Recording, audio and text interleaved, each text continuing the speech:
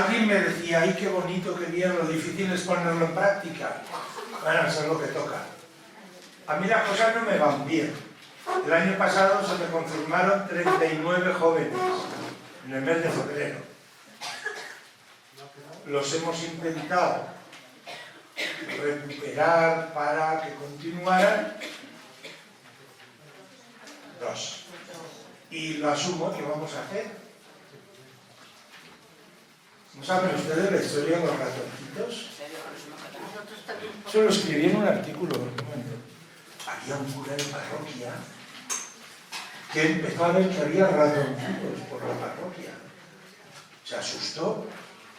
Pero claro, cuando las señoras que iban a misa empezaron a verlo, se asustaron más. Entonces fue a una casa de estas de derratización, le dieron un producto, lo puso, pero los ratoncitos no se iban. La parroquia empezó a quedarse sin gente. Y entonces fue al señor obispo y le dijo, mire, tengo un grave problema, hay ratoncitos, no sabemos qué hacer, la gente se va, me estoy quedando. Dice, mira, ves a esta empresa, que es la que nos ayuda a la diócesis y tal, fue una empresa impresionante de erradicación. Al principio sí, pero luego volvieron a aparecer los ratoncitos. Hasta que el señor obispo le dijo, mañana a las 7 pon algo de queso, a ver si salen todos. Fíjate cómo dice, no padezcas. Cuando estén todos fuera, los confirmaré y verás cómo no vuelven a pisar la iglesia.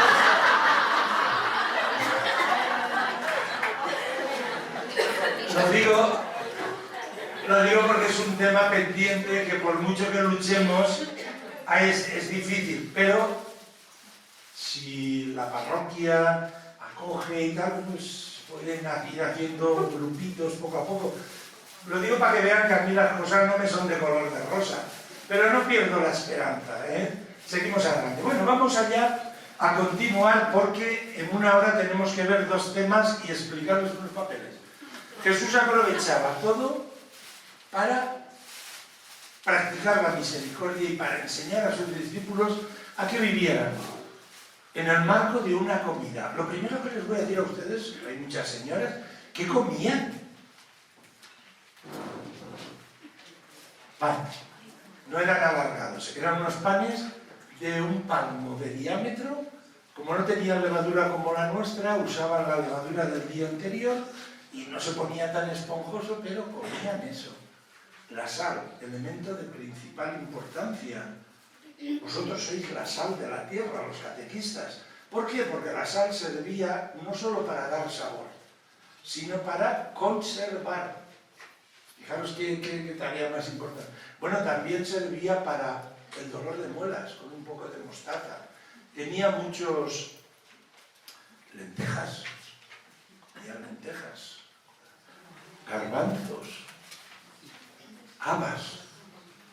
Los pobres, cuando tenían las habas secas, las molían y esto lo ponían junto con el trigo, o con la harina, perdón. Comían más de cebada que de trigo.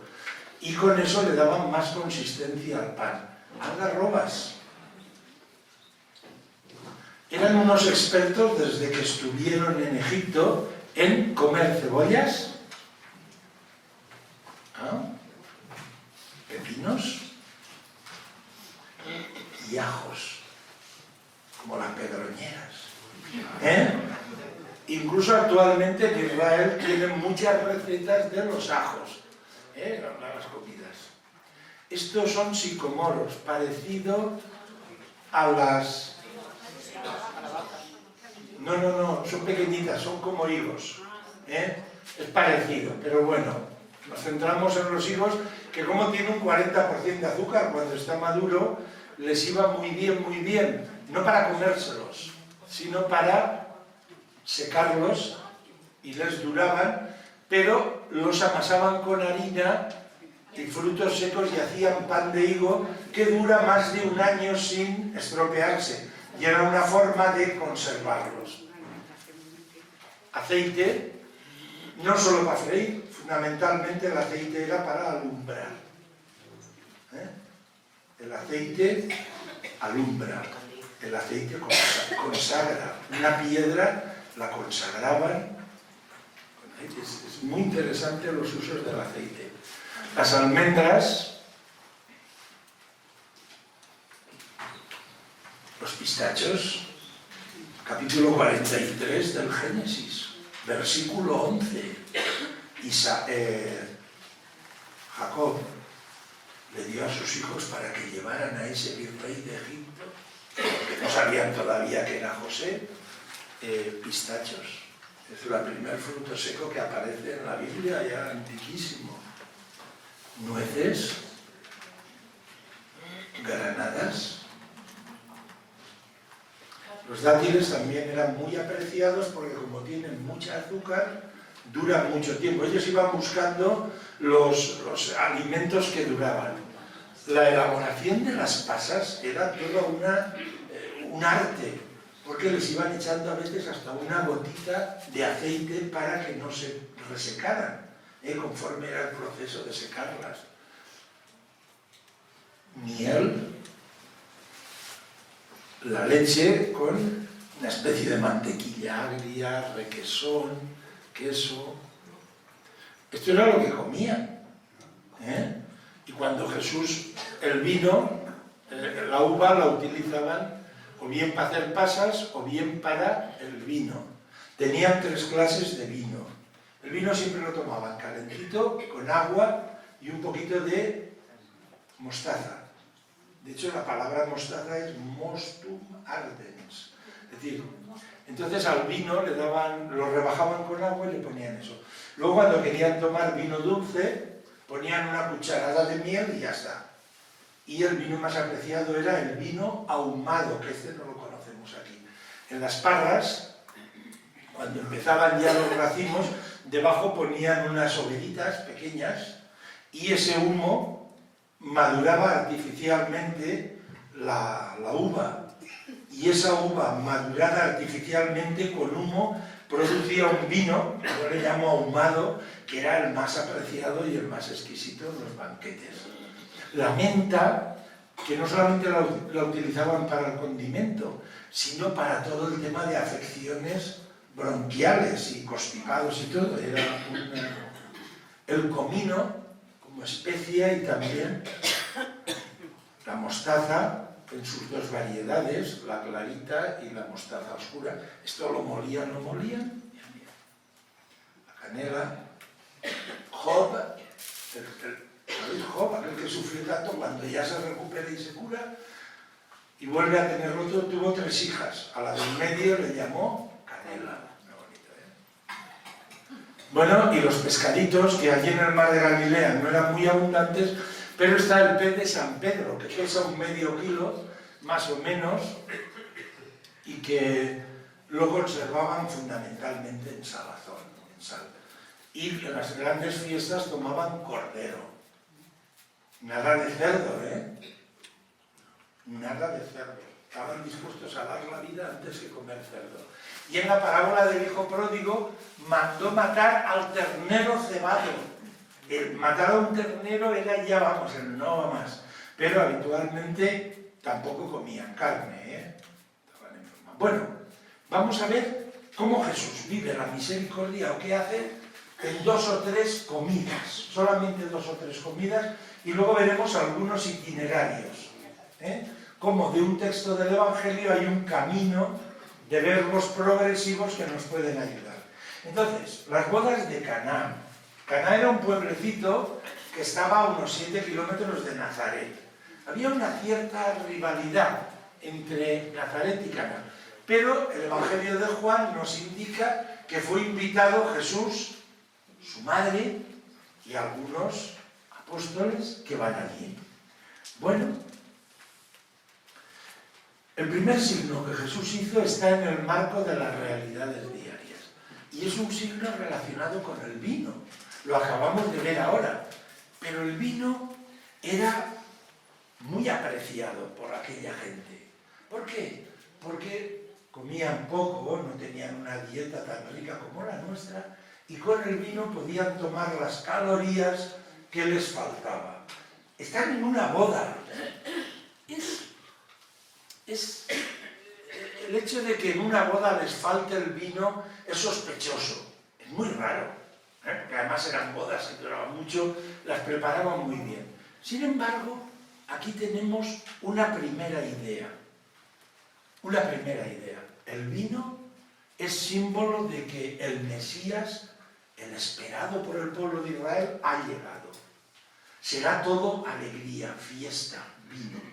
El hecho de que en aquella boda falte el vino está relacionado con que falta el Mesías.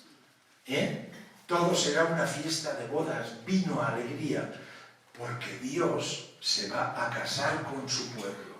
Esta es la imagen esta de que Dios asume, quiere a su pueblo y lo quiere con un amor tan fuerte que le perdona a todos en casa. Por tanto, aquí tenemos ya que el signo del vino, tenemos algo de la llegada del Mesías. Y aquí está un poco el secreto. Jesús, claro, cuando la gente se pregunta, ¿y cómo era eso de cambiar el agua en vino? Ya las has estropeado.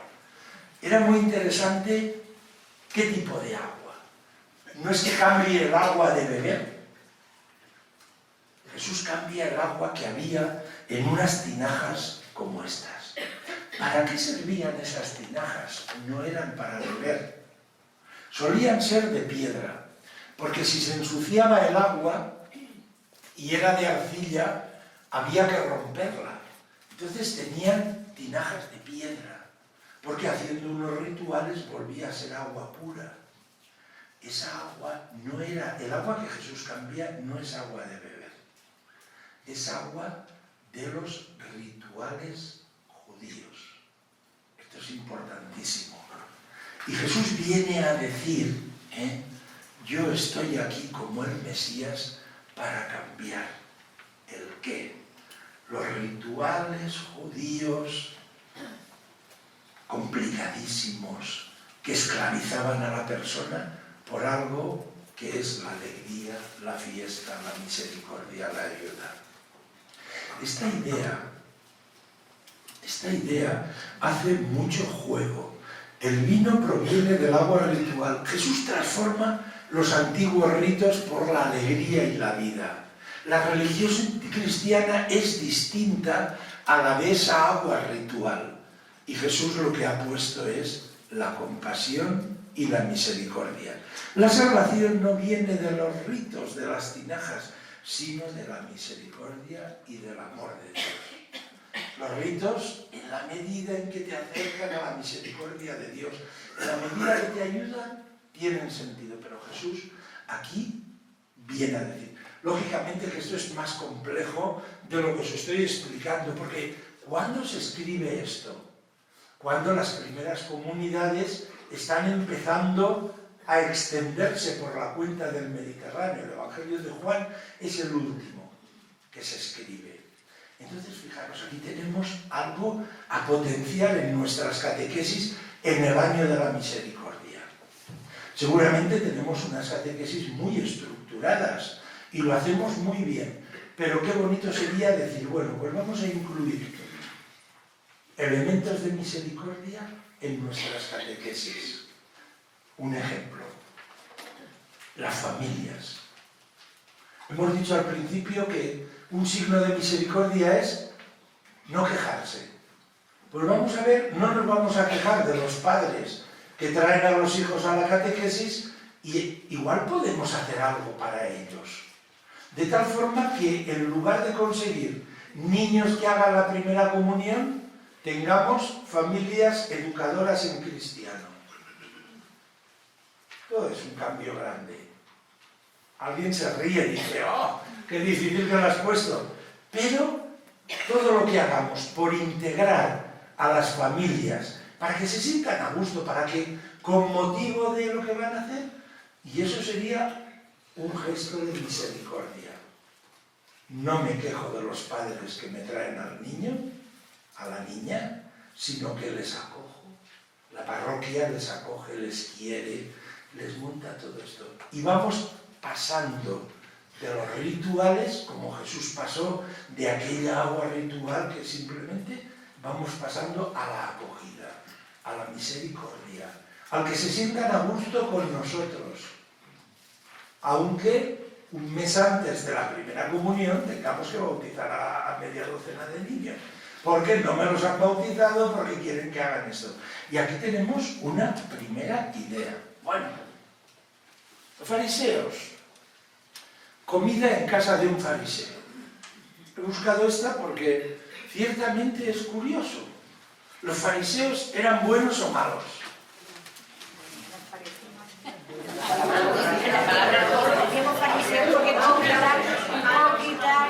Los fariseos, perdonen que les desilusione, eran buenos. Unos 50-60 años antes de que naciera Jesús, más de 1000 fariseos, bajo el dominio de Alejandro Janeo, fueron crucificados en las colinas de Jerusalén. Entonces, ¿por qué tenemos esa duda de sospecha? Es muy interesante este tema. Fijaros, los fariseos eran gente piadosa, que vivían, ellos se sentían... Bueno, vamos a ir viéndolo poco a poco, porque si no... El punto de partida, Jesús va a casa de un fariseo, va muchas veces, y no realiza las abluciones, los lavados rituales. Entonces, enseguida, denuncias y críticas. Os he explicado lo del agua lustral, esta agua en tinajas. La mayoría eran de piedra y de madera, la cerámica. Esto, ¿por qué no se ha lavado? ¿Cuánto puedo andar un sábado? Esto era propio de los fariseos y Jesús discutía con ellos. Los fariseos eran los interlocutores válidos de Jesús. Jesús les decía, raza de víboras, sepulcros blanqueados. Y ellos le decían, pues tú estás endemoniado. Y la cosa no llegaba a más. Sin embargo, cuando fue a Jerusalén y lo cogieron por delante Anás, Caifás y el procurador romano, duró una semana. Eso sí que tenían el poder fuerte. Sin embargo, los fariseos, y esto es para que lo veamos, eran la línea liberal, pero carecían de misericordia. Esto era su punto débil y el punto que se enfrentan muchas veces con Jesús. ¿Por qué son tan malos? Pues porque el judaísmo se ha separado, etc. Y Jesús les ha dejado a sus discípulos una cosa clara. Si algo os tiene que distinguir es la misericordia. ¿Con quién? Con la gente de la tierra, con los más pobres. Eso es lo que os tiene. Dios está presente en las relaciones sociales. Es el mensaje de los profetas. ¿Y qué habían hecho los fariseos? Pagáis el 10% de vuestros bienes, pero no hacéis caso de la justicia, del amor y de la misericordia. No se les había ocurrido otra cosa que sumar todos los mandamientos que habían quedado escritos en los 5 primeros libros de la Biblia con los de tradición oral. Total, que en tiempos de Jesús los fariseos decían, hay que cumplir 613 mandamientos.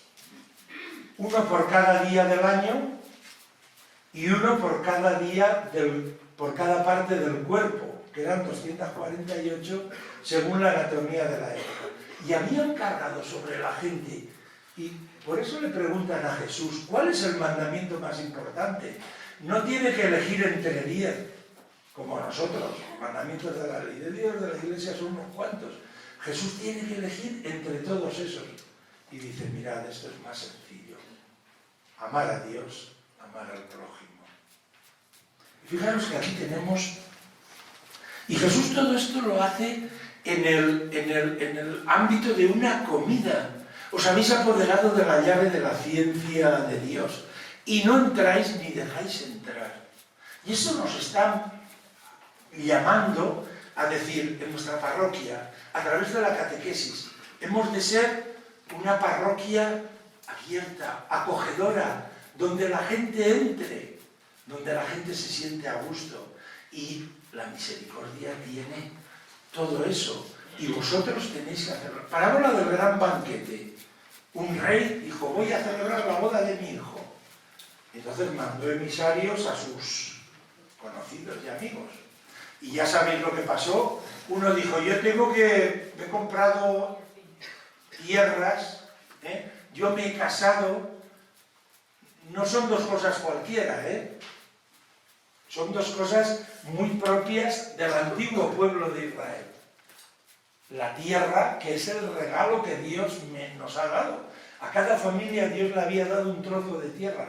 Por tanto, era un regalo directo de Dios. El matrimonio, el tener hijos, eso era sagrado. Entonces, las excusas que ponen son excusas propias del antiguo pueblo de Israel. Pero, ¿qué es lo que dice? Dice, vosotros los invitados tradicionales habéis despreciado poniendo excusas. Dice, el banquete se abre a nuevas personas. Dice, id a plazas y calles. Los marginados del judaísmo que viven en el pueblo de Israel, pero que están como mendigos, como pobres, campesinos.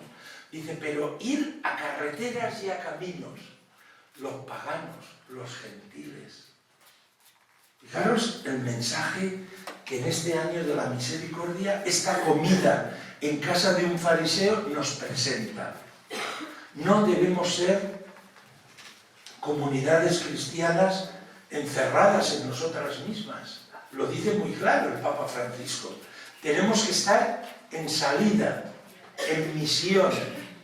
Y vosotros tenéis en vuestras manos, no la gente que está muy lejos, tampoco la gente que está muy cerca, sino la gente que está con un pie aquí y otro pie allá. Y vuelvo a referirme a las familias.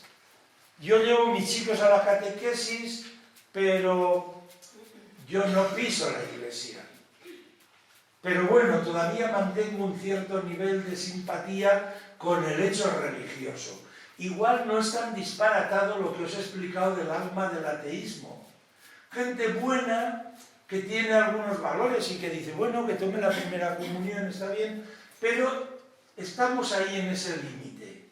Fijaros que esas personas que si han llevado a vuestros chicos, pues ahí tenéis para invitarles. No solamente invite a los niños a la fe cristiana, sino invite también a las familias a reactivar.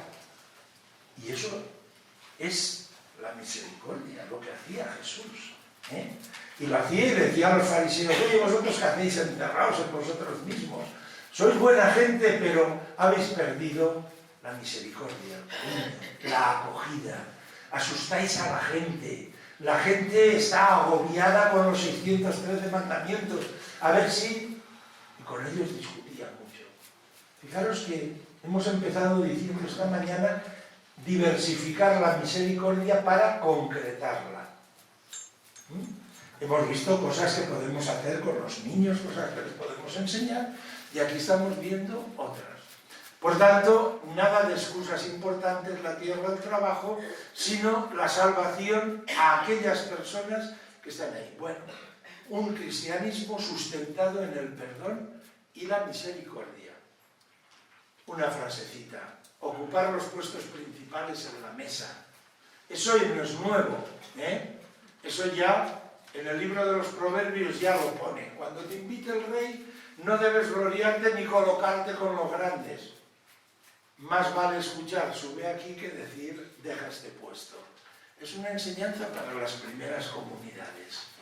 Y es una virtud que Jesús también dice en el ámbito de las comidas, de cómo sentarse, que ayuda a diversificar la misericordia, la humildad.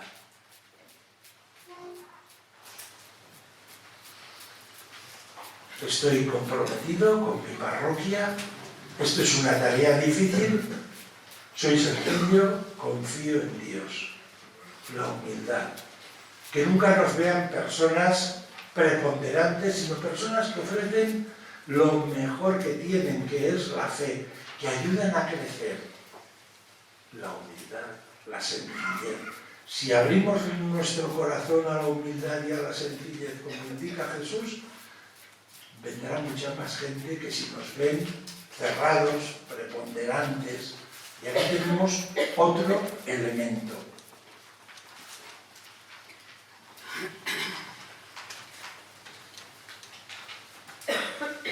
Una mirada de misericordia, porque eso termina diciendo, cuando des un banquete, no invites a tus amigos, a tus hermanos, a tus parientes o a tus vecinos. Invita a los pobres, a los inválidos, a los cojos y a los ciegos, y así serás feliz. Es decir, por unas comunidades cristianas abiertas. Zaqueo. Otra forma de explicarla. ¿Zaqueo era bueno o malo? Era muy malo, esto ya os lo digo yo.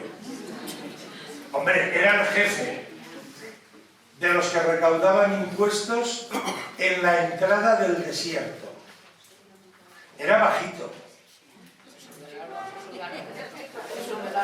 Pero, no. Este señor era el que controlaba las caravanas que venían en Jericó por el desierto. Caravanas que traían perfumes, telas, incienso, todo venía. Caravanas de más de 200 dromedarios, camellos. Vivía en la ciudad más antigua, Jericó, la ciudad de la luna. La ciudad más antigua, a 27 kilómetros de Jerusalén. Recaudador. Además, los recaudadores no eran como los de ahora. Los romanos, que dejaban que hicieran lo que quisieran, pero mantenían fuerte siempre el control de los impuestos, decían, a ver, este año, en la ciudad de Albacete yo pienso recaudar, término municipal de Albacete, 1.200 millones de euros. ¿Quién me los da? Y pujaban. Uno decía, yo te doy 1.250. Yo 1.300. ¿Alguien da más? Yo decía, a ver, tú, que has dado 1.300, ven aquí, dámelos al principio del año. Y ahora yo te doy permiso para que cobres los 1.300, más los intereses, más lo que tú creas que tienes que ganar. Fíjense cómo cobraban los impuestos los romanos. Con lo cual ese señor que había adelantado los 1.300, pues igual cobraba 2.000. ¿Y quiénes pagaban? Los campesinos. Y si no tenían para pagar, su mujer y sus hijos los tenían que vender como esclavos. Era un drama. La gente de la tierra, los campesinos, era un auténtico drama. Fijaros, pues Zaqueo, tan malos eran que los judíos piadosos no podían entrar en casa de un recaudador de impuestos porque se tornaban impuros, es decir, como si se mancharan de pecado, una cosa así. Y menos sentarse a comer con ellos. A ver Jesús de Nazaret qué hacía entrando a casa de Zaqueo y además sentándose a comer con él. Fijaros que cuando uno sabe lo que era y Zaqueo no era recaudador de impuestos, era el jefe. Esto es importante. Traidor al pueblo y a Yahvé. Los publicanos eran excluidos, nadie comía con ellos, eran pecadores públicos. Quería conocer a Jesús, pero no conseguía verle. ¿Qué significa en el Evangelio ver? Los ciegos, cuando recuperan la vista, no solamente es un proceso de oftalmología, es un proceso de fe. El ciego es el que no ve y Jesús le ayuda a que vea, a que tenga fe. Bueno, pues él no conseguía verle, se subió a un árbol, dio un primer paso. Jesús mira hacia arriba, baja, esta mirada que se cruza con Zaqueo. Y aquí hay un dato que debemos de aprender. ¿Os imagináis una ciudad oriental? Un alboroto que amaba a la gente, los animales, la calle. Jesús va con los discípulos, con gente que le habla, apretujan. Sin embargo, Jesús está atento a algo que ocurre más allá Y esto es otra buena actitud de misericordia que veremos ahora mismo con los itinerarios.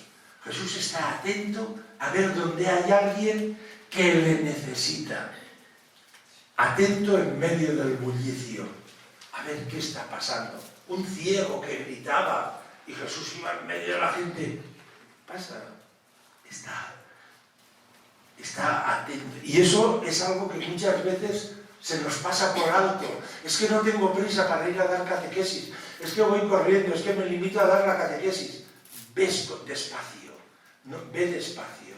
No tengas prisa, pero ve con los oídos bien atentos, con los ojos, para ver dónde está Zaqueo, dónde está el ciego, dónde hay alguien que te necesita. Bueno, Zaqueo se llena de alegría, se convierte, cambia de vida, es de esperanza. Además va a hacerse un pobre hombre porque va a dar 4 veces más de lo que ha robado, y como había robado mucho, aquello debió ser un desastre. Y enseguida la crítica, la misericordia que hace Jesús siempre tiene crítica. ¿Os acordáis de aquellos 4, los 4 anónimos que a la casa de la suegra le bajan aquel? Los fariseos. ¿Quién es este para perdonar? ¿Qué está haciendo tal? Y la alegría que se debió llevar, en primer lugar, el que llevaba un montón de años que por no hablar ni hablaba. Y los amigos, os lo imagináis arriba, viendo por el agujerito, bien, Jesús viene allí, debió ser impresionante. Fijaros, y siempre hay gente que critica la misericordia, que tiene detractores. Zaqueo muy rico y poderoso. Bueno, una comida para la misericordia. Ahora Jesús arriesga. ¿Qué arriesga Jesús? Ir a casa de un pecador que había vendido a su patria, que cobraba impuestos para los romanos, que robaba, que se aprovechaba. No podía un judío de buen nombre acercarse a este tipo de gente. Y sin embargo Jesús va, se acerca y consigue ganar. Una de las cosas que hice en mi vida se titulaba 10 años después. Y era la historia de Zaqueo 10 años después. La historia del hermano mayor del hijo pródigo 10 años después. ¿Cómo había sido la vida de esta gente? Era una ficción literaria. Pero, porque este pobre hombre debió de sufrir muchísimo. Bueno, la pudrición de un hidrópico en una comida es sábado. Están los fariseos de nuevo, los separados. ¿Y Jesús qué hace? Lo tocó, lo sanó, lo despidió. Y como siempre, vinieron las críticas. Bien, voy a pasar a los itinerarios. Eso veis que os queda todavía alguno. Es un poco redundar en eso, pero quiero que entremos en ver itinerarios de misericordia, porque si no, no vamos a tener tiempo. ¿Lo tenéis? Y de esto podemos sacar una gran conclusión. Todo el Evangelio es un canto a la misericordia. Bien, vamos a ver alguno de ellos. El milagro de la solidaridad, un día vamos a ver estos 4 solamente. La multiplicación de los panes y los peces. Una jornada en Cafarnaún, el paralítico, que ya lo he explicado, y el buen samaritano. Y vamos a ver cómo en el texto evangélico pone unos verbos que, si estamos atentos a ellos, se convierte en una serie de acciones que yo puedo hacer para practicar la misericordia. El milagro de la solidaridad, multiplicación de panes y peces. ¿Dónde ocurre eso? En Tajba. La tradición dice que en esta Tajba significa heptategón, 7 manantiales, que mantenían esto verde. Todavía están las acequias ahí. Está al ladito del mar de Galilea, y esta es una de las 7 acequias que todavía funcionan ahí. Hubo una comunidad cristiana, esto es una pila bautismal, y tenemos tal vez la primera imagen cristiana de los seguidores de Jesús.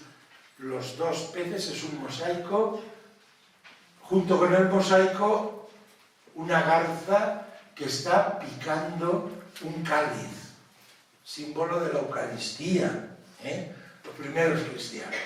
Bueno, ¿qué ocurre? Vamos a ver los verbos. Más que fijarnos ahora en el entorno. Jesús vio a la gente que estaba necesitada. Segundo verbo, se conmovió. Tercero, se puso a enseñarles. Ver, tener entrañas de misericordia, conmoverse, enseñar. Y viene el problema de que no tienen alimento. Dadles vosotros de comer. No tenemos suficiente. Reunid lo que tenéis, lo voy a bendecir y lo vamos a compartir. Y el milagro está ahí. Forman grupos, alza la mirada, pronuncia la bendición, parte los panes. Eso tiene un sabor eucarístico, donde alimentar a la gente, la Eucaristía, la solidaridad, está todo engarzado. Y luego los discípulos que se convierten en protagonistas. No es Jesús el que reparte, sino se lo dio a los discípulos para que lo sirvieran. Comieron todos y sobraron 12 cestos. Ver. Esto es lo primero. Muchos trocitos del Evangelio, antes de que Jesús practique la misericordia haciendo un milagro, el primer verbo que ponen es ver, sentir compasión y luego actuar. Y este es otro camino para nosotros. Vemos, estamos atentos a lo que ocurre, sentimos compasión y movidos por ello, actuamos con la fuerza. Tenemos ojos de compasión, evitamos la indiferencia.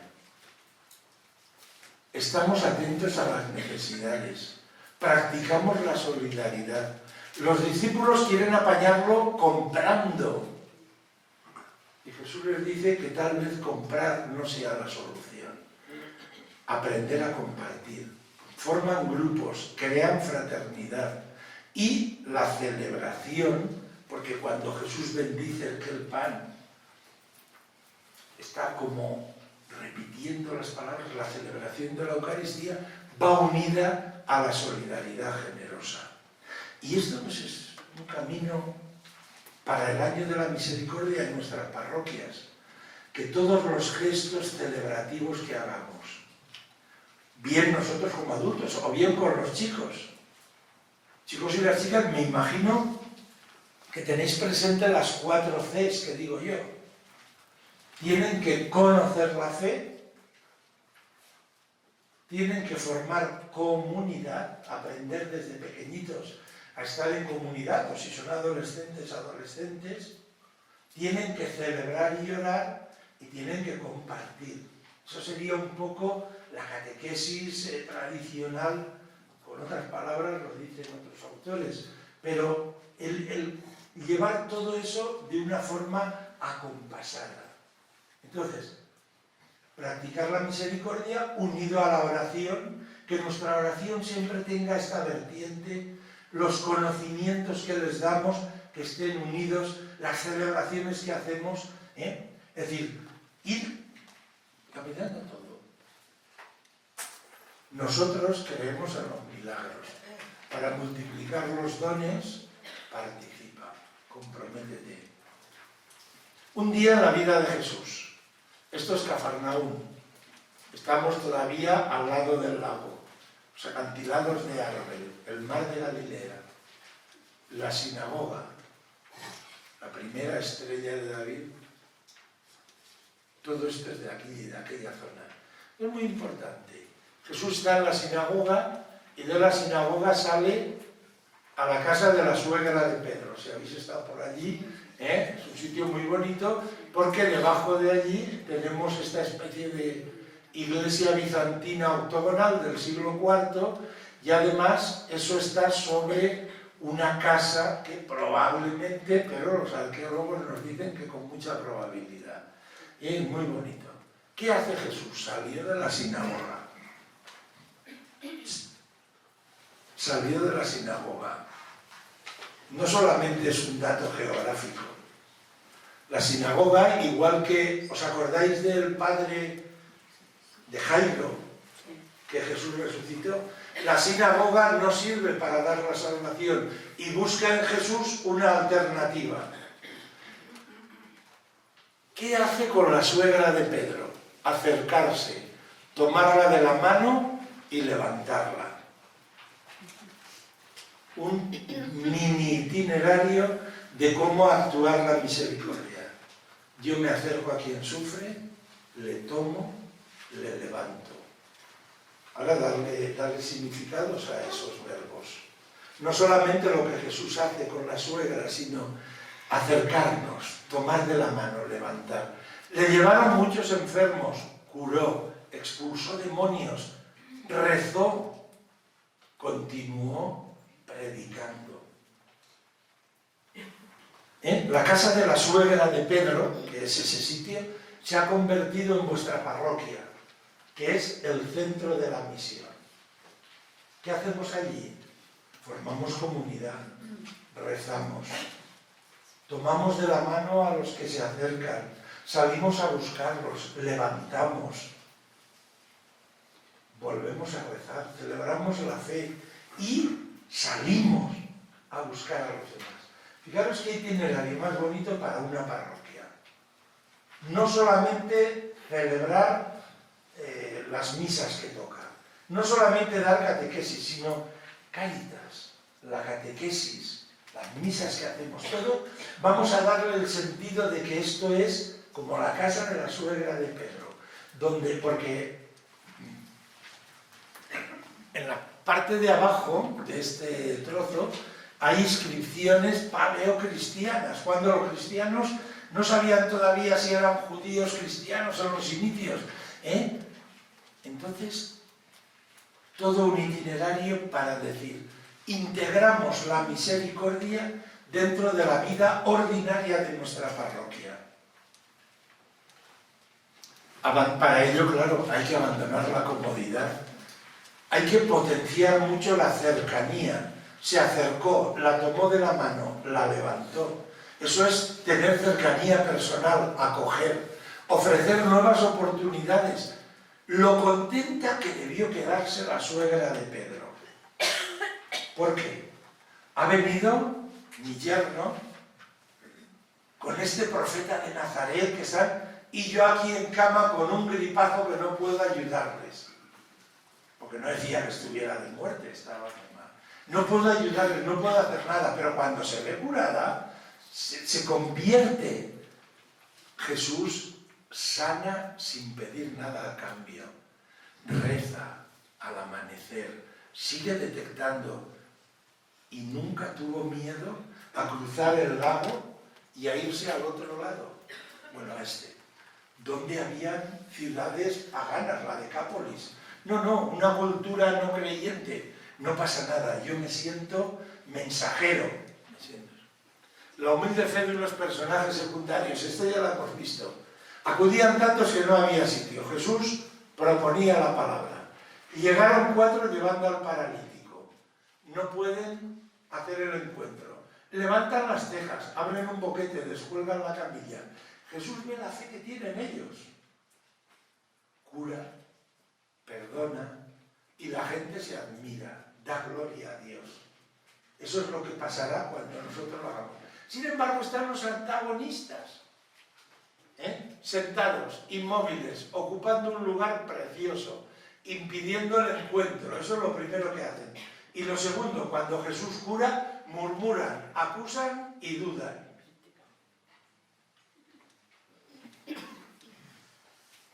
¿Qué podemos hacer nosotros? Evitar el inmovilismo. Esto de la misericordia tiene mucho que ver con salir, con ver, con escuchar, con hacer, facilitar encuentros de las personas con Dios, una ayuda solidaria, integrar los excluidos a los alejados, creativos e imaginativos, como aquellos que suben, van quitando, no había tejas en aquel tiempo, pero bueno, van quitando parte del techo para que se encuentre. No nos convertimos en unos personajes secundarios, en los fariseos. Evitamos quejas, murmuraciones, acusaciones, que eso no ayuda a nuestra comunidad. Y nos alegramos cuando se hace el bien.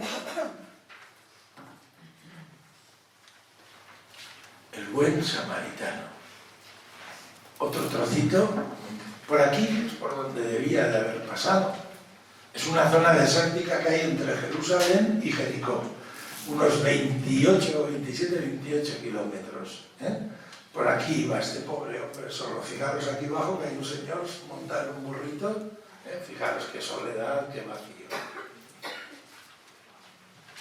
Había cuevas donde estaban los bandidos. Contexto teológico. La parábola nace de una pregunta. Maestro, ¿cuál es el mandamiento más importante? Y Jesús tiene que vérsela con 613 mandamientos, 248 prohibiciones, cosas positivas. La ley escrita más la tradición y las costumbres. Menudo lío. Es una parábola extraña. Además, debió herir la sensibilidad de los que lo escuchaban. ¿Por qué? En primer lugar, un escriba pregunta a un laico, a Jesús. Jesús era laico. El escriba tendría que haber preguntado a alguien. Segunda cosa, la salvación no viene por el saber teológico, sino por la acción. Un sacerdote y un levita quedan en evidencia. Y lo último, un final inesperado y ofensivo. Que el bueno sea un samaritano. Fijaros si eran malos los samaritanos, que cuando Jesús era pequeñito, habían cogido un saco de huesos humanos, se habían metido de noche dentro del templo y lo habían tirado, con un intento de hacer impuro el lugar más sagrado, el lugar de la presencia de Dios.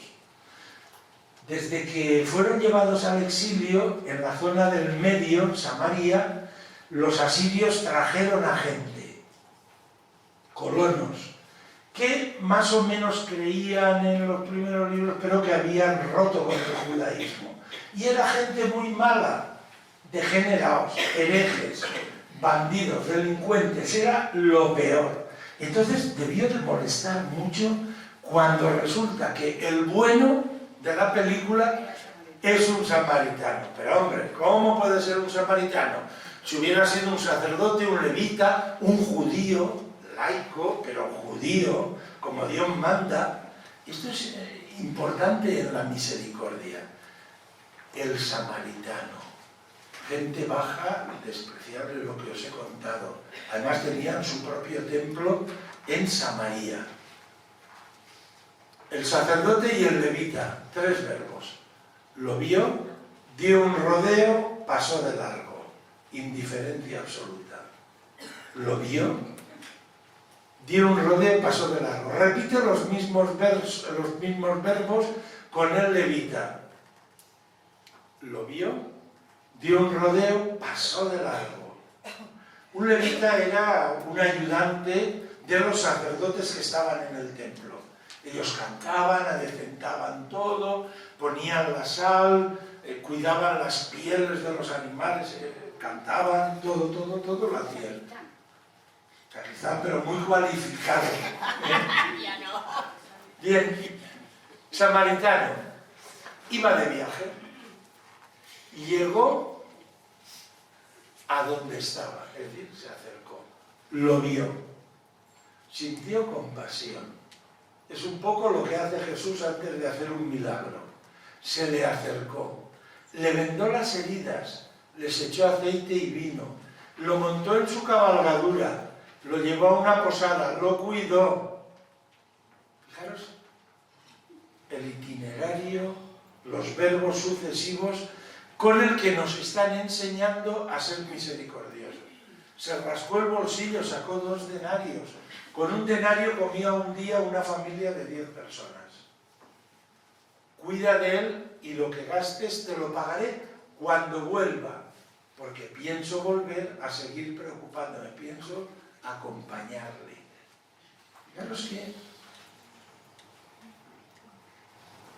¿qué podemos aprender? Mirar con atención la vida, no con indiferencia.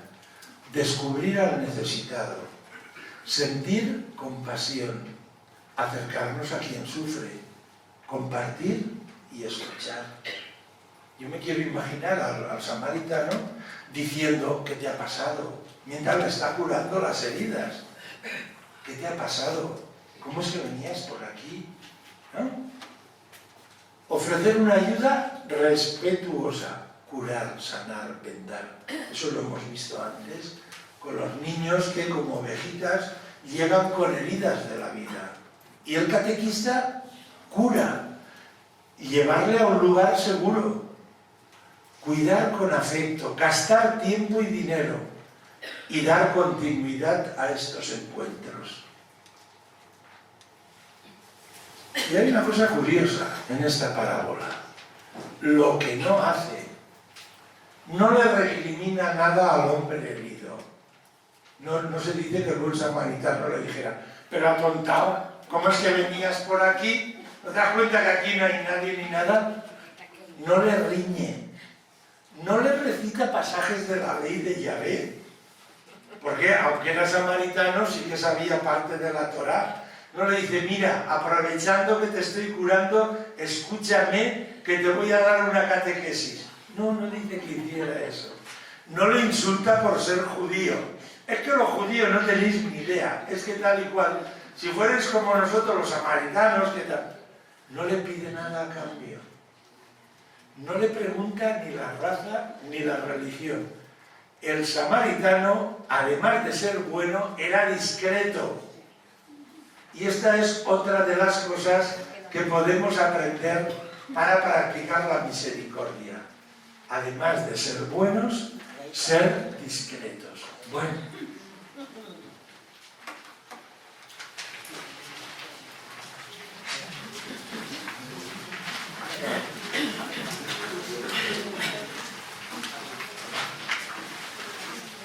A ver. La pedagogía, sí, ahora lo veremos.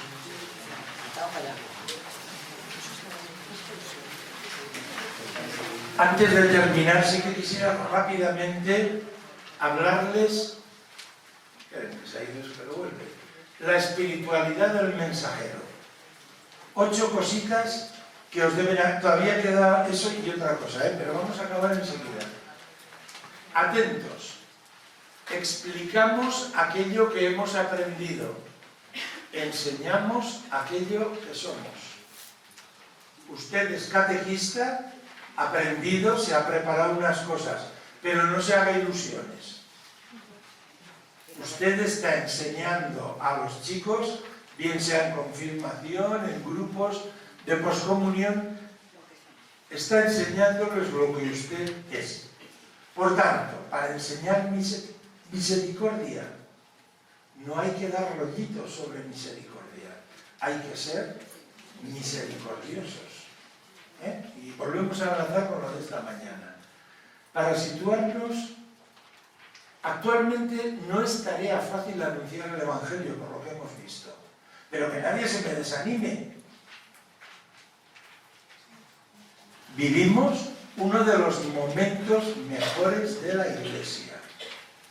A lo largo de la historia, cuando se estudia historia de la Iglesia, el prestigio que tiene el Papa, Juan XXIII santo, Juan Pablo II santo, estamos viviendo un Papa que se atreve a ir a las Naciones Unidas y que la gente le aplaude porque está en sintonía con gente creyente y gente no creyente. Ojo que a veces la solidaridad y la justicia se nos hace más fácil. Ojo que a veces muchos padres nos dirán: no, yo ya rezo por mi cuenta, tal. Es difícil manifestarse como creyente, y máxime aún como creyente comprometido. difícil porque hay un descrédito de lo trascendente. En la escuela estamos enseñando que las ciencias empíricas, la economía, la biología y experimentales es lo único que es verdad. Y cada vez hay menos pensamiento, menos tal. Bien, la espiritualidad suya y mía como mensajeros, 8 características, las vemos enseguida.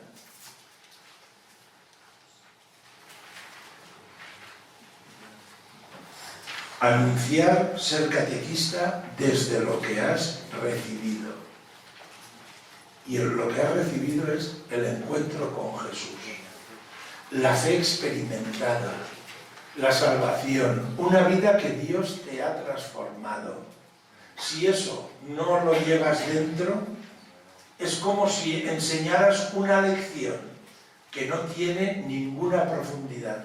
Por tanto, proclamar con el corazón, con convicción profunda. Es esencial que el catequista se encuentre con Jesús desde la misión. Jesús dice, he venido a anunciar, a predicar. La Iglesia se sintió enviada.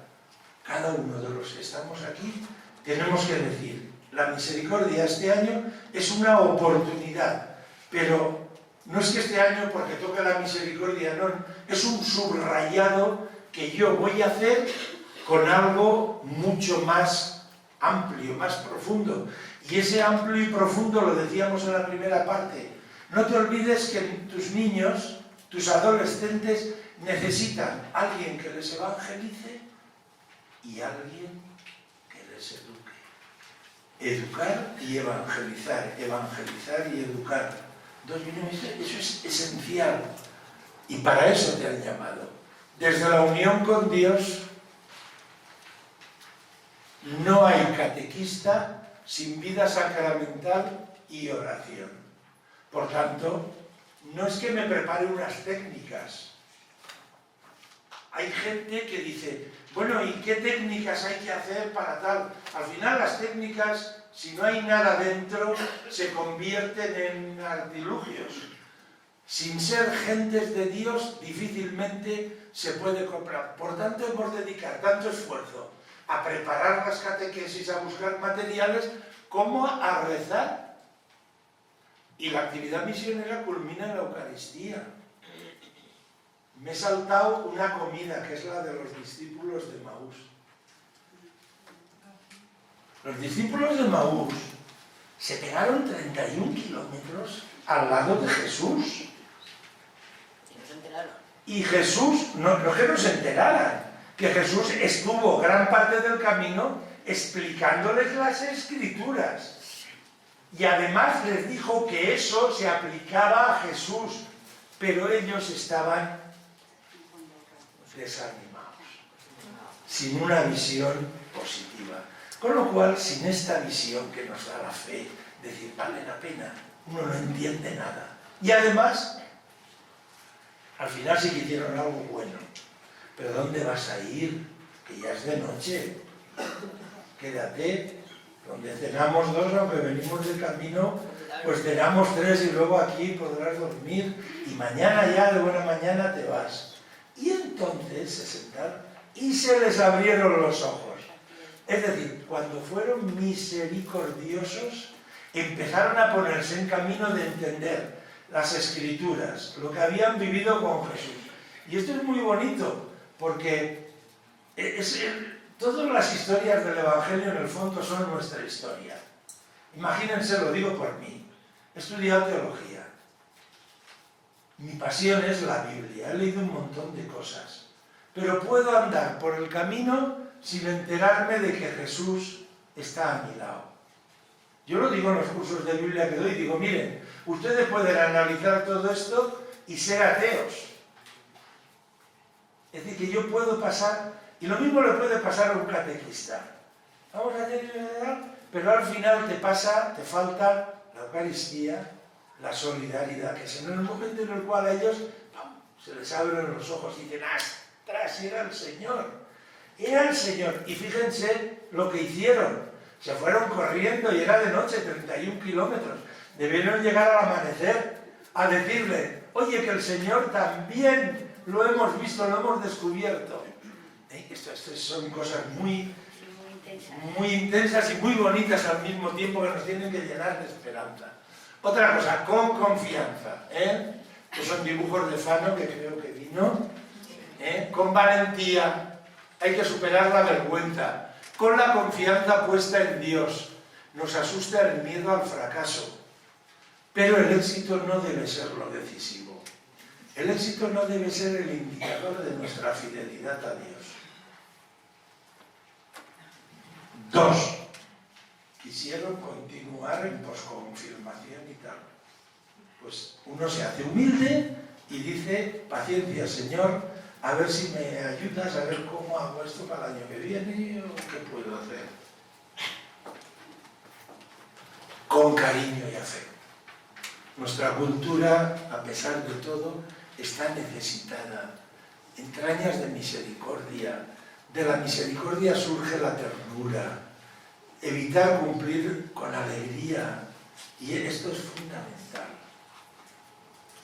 Nuestras parroquias deben ser lugar de acogida, de alegría, de ternura. Y se nos debía conocer. Hay un autor que se llama Marc Auger, es francés. Publicó un librito que se titula Los no lugares.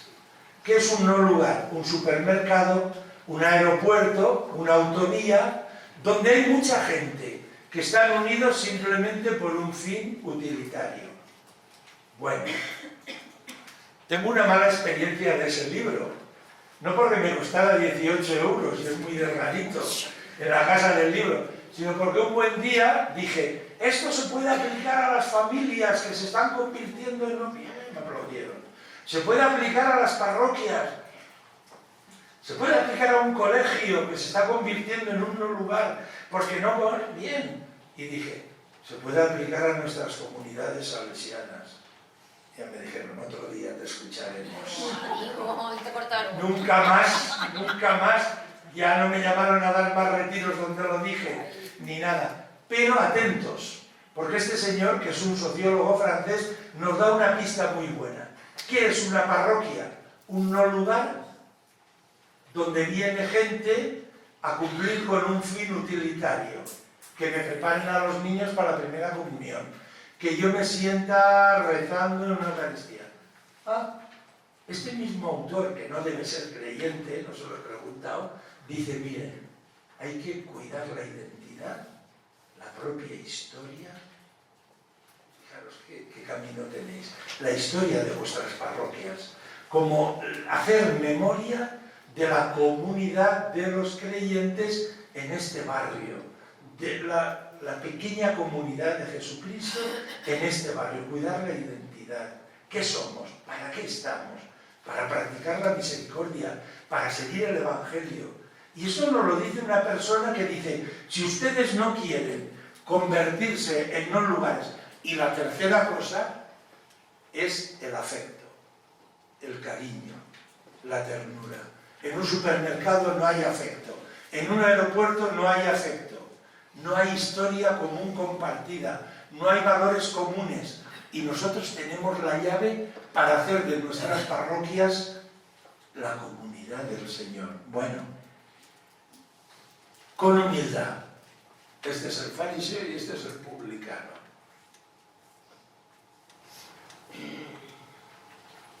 Apertura, actitud de escucha, proponer con sencillez lo que tenemos, construyendo iglesia. Cualquier catequesis que demos tiene que construir iglesia, la comunidad cercana, pequeña, la parroquia, la comunidad más grande, el arciprestazgo, la diócesis. Formamos todos parte de la iglesia. No soy yo, que me sale muy bien la catequesis con la pequeña y yo ya me lo... No, yo formo parte de una comunidad cristiana. Siempre necesita, etc. Evitar el síndrome de Recaredo, eso lo leí y me gustó. Es decir, cualquier debilidad se solucionará si los responsables hacen las cosas bien. Es decir, va mal la catequesis. Oye, que el párroco se ponga a hacer las cosas bien. Va mal tal, pues que lo haga el señor obispo, por favor. Es decir, ese es el síndrome del recadero. Siempre echar los balones al que está arriba. Bueno, con coherencia. Aquí hace referencia. El testimonio de vida es imprescindible. Yo explico muchas cosas, enseño lo que soy. Nuestra vida, coherencia, pero el anuncio va más allá. Bueno, y depositando el grano en el surco y esperando que Dios sea el que la cosecha. No hemos acabado. Cojan. Sí, los del Evangelio hecho pedagogía. Que eso les puede ser útil.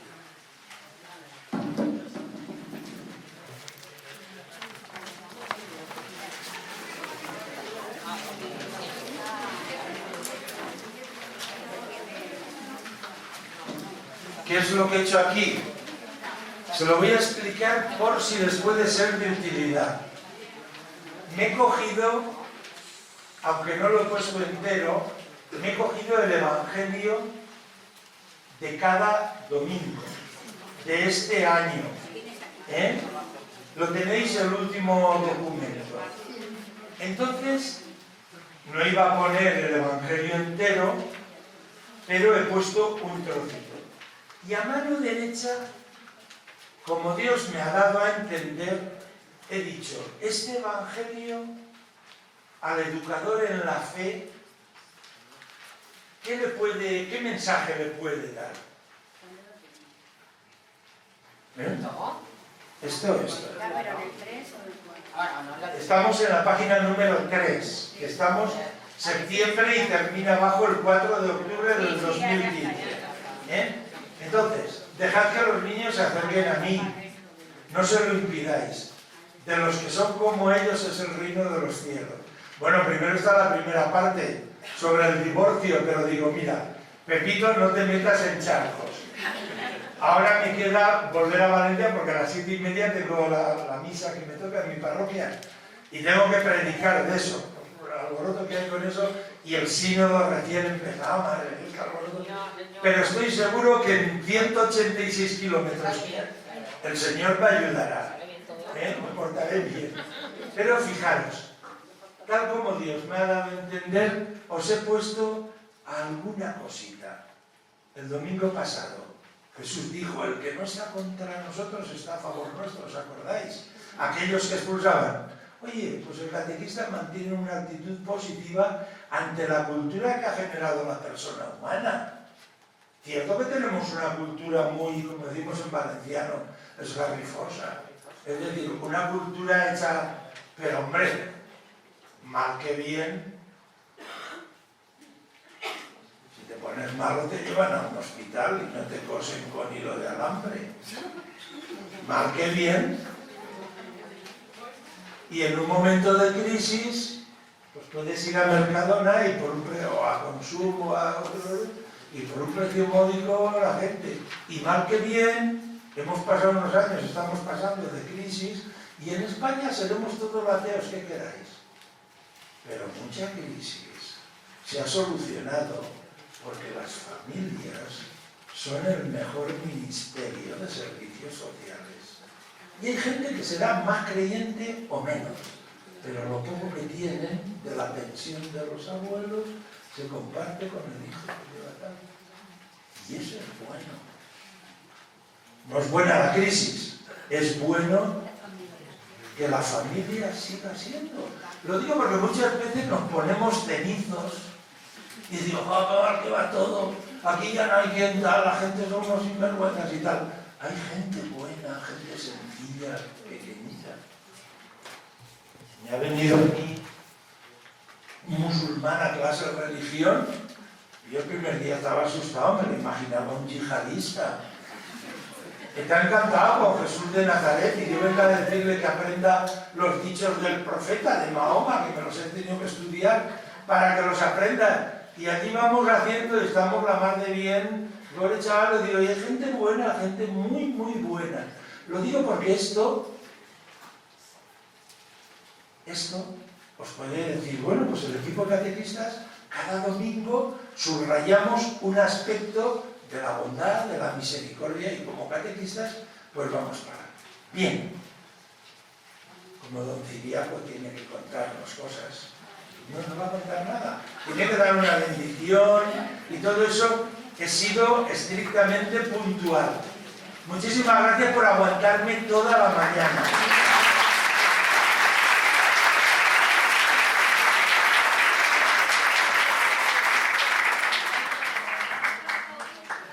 Pues que nadie se mueva, quedan 5 minutos nada más. Muchísimas gracias. Creo que nos ha dado unas claves preciosas y muy válidas, no solo para que hablemos de la misericordia en catequesis, sino para que vivamos la misericordia. Yo creo que esa es la clave de este año. No que hablemos mucho de misericordia, sino que la vivamos para poder aplicarla. En este caso, como catequistas, para aplicarlo a la catequesis. Ha dado las claves. Creo que tenemos mucho trabajo por delante. Con este material que tenemos entre manos nos ayudará también a recordarlo y a tenerlo presente, y por eso te lo agradecemos un montón. Él no hablaba antes del pluriempleo, que más o menos todos tenemos. O de aquí a aquí, permanencia, reuniones, misas. Por eso pues te lo agradecemos un montón el esfuerzo que has hecho para estar esta mañana con nosotros. 2 avisos antes de que don Ciriaco pues cierre el encuentro con unas palabras y también con esa bendición del envío. No vamos a hacer, como he dicho antes, la celebración entera, porque es una celebración pensada para cada parroquia. Entonces, sí que os animamos a que se lo digáis a los párrocos. Ellos ya lo tienen desde hace tiempo la celebración, a color y todo, para que pues en la Eucaristía y el principio, sobre todo ya este fin de semana, el fin de semana que viene, ya todas las catequesis se van poniendo en marcha, pues se puede hacer esta celebración del envío, que es como decir a la comunidad que hay un grupo que se ocupa de esta labor de evangelización y que la misma comunidad quien un poco os lanza y os envía. Juan Mara, que está aquí, estaba llorando antes un poco, lo he tenido que consolar, porque no ha vendido casi entradas ningunas para el concierto oración de Maite López para el día 11 a las 6 de la tarde en el Teatro de la Paz. Es una ocasión preciosa también para clausurar el año teresiano. Lo ofrece la Delegación de Jóvenes. Hay entradas, también habrá en taquilla, merece la pena, y será el domingo, y será el domingo, y será el domingo, y será el domingo, y será el domingo, y será el domingo, y será el domingo, y será el domingo.